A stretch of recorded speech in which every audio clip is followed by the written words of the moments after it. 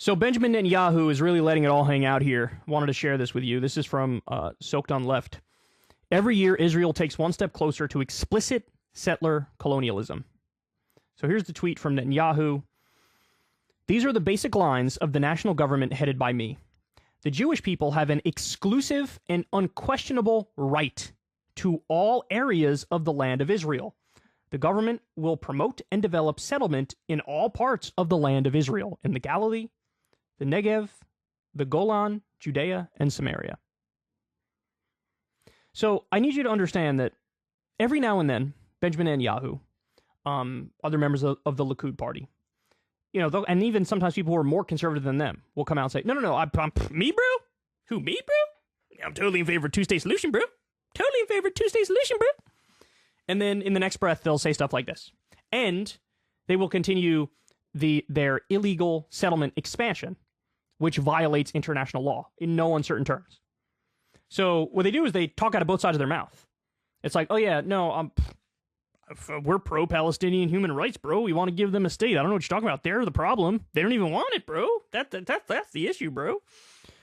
And then they're like, oh, by the way, we have the Jewish people have an exclusive and unquestionable right to all areas of the land of Israel. And it's the land as they define it. And, in their heart of hearts, they think it's all ours. It's all ours. Now, by the way, stop and think about the way this works, right?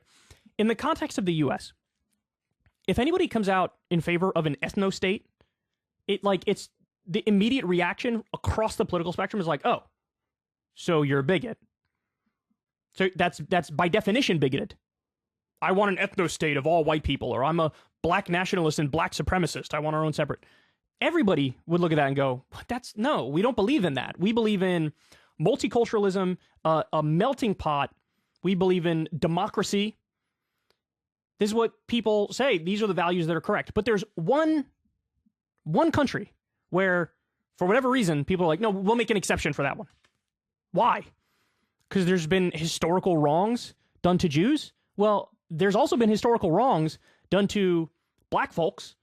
And still, if somebody comes out and, says, I'm a black nationalist, we should have our own separate territory. Here, give us fucking, whatever, North Dakota and South Dakota or some shit.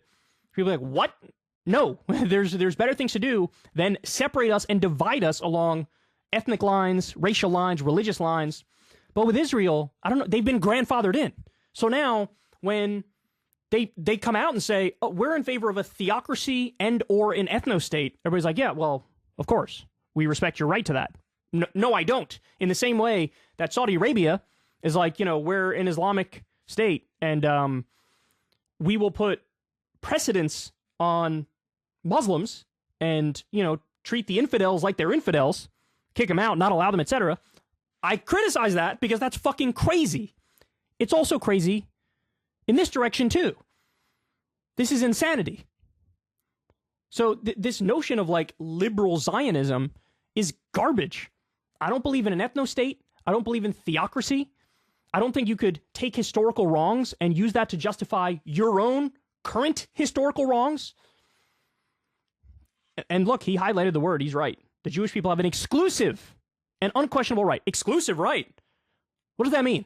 So anybody who's not Jewish, who's in the area, well, if we let you stay here, it's only because we're kind enough to let you stay here. But we have the right, if we want, to kick you out of your own home, to build new illegal settlements. Mask off moment. Mask off moment. He's getting more brazen. Now, by the way, let me use this opportunity to point out the United States loves to suck itself off and talk about how, who us, bro? We believe in human rights, liberal democracy, freedom, and we protect that the world over. We're like the world police and stuff, bro. That's what we are. And more than willing, correctly, to make certain noises and say certain things when it comes to our official enemy states. Iran, Russia, sometimes China, right? Oh, no, what they're doing is wrong. We got to protect human rights and justice, bro. But then when it comes to Israel, you have Netanyahu saying in no uncertain terms, ethno-states are based, theocracies are based, Jewish people have an exclusive right to this land, and we're going to keep building illegal settlements. And the U.S. is, Who him, bro? That guy, bro? Now that's our boy, bro. He didn't even mean anything by that. He's just saying that he believes that Jews should be treated fairly. That's what he means when he says all that, bro. That's it. I'm not going to criticize that, bro. Well, you should. Well, you should. If it was an official enemy state that let their nuts swang like this, oh, we'd be out the next day threatening regime change. Which, by the way, I'm anti-regime change. Don't do regime change. But shit, we could certainly talk about sanctions, an economic crackdown, social isolation, allowing the rest of the world to step up and have their voice heard and actually take action on this, which would force Israel to the table, force Israel to stop building the illegal settlements. But no, they're on our team. They're with us. They approve of our war crimes, so we approve of their war crimes. And it's one giant hypocritical circle jerk all day long about how wonderful we are and how much we protect human rights and the Enlightenment values as we sit by and let this happen. Remember, the strongest that anybody has cracked down in recent history on Israel was when Obama and Biden were leaving office. And there was a UN resolution that came up to criticize the expansion of the illegal settlements. Or it was let's condemn the expansion of the illegal settlements. And Obama and Biden at the UN abstained. They abstained from voting. So they didn't say the illegal settlements are bad. They didn't say the illegal settlements are good. They were just like, we abstain. We're just not going to say anything, bro. And there was an outcry. And of course, in U.S. media and among, Israeli politicians like Netanyahu, this is a betrayal. Betrayal. You didn't support my slow motion ethnic cleansing. You betrayed us. That's the furthest an American government has gone against Israel. At the very least, you should condition the aid, subsidies, and weapons that we send them. But no U.S. president has done that or will do that. I think there was some story in The Intercept years ago about how George H.W. Bush randomly cracked down a little bit on Israel. But, in today's day and age, nobody does. And so that's why he gets to go out there and be like, I, Benjamin Netanyahu, love war crimes, and I will commit to perpetrating more of them.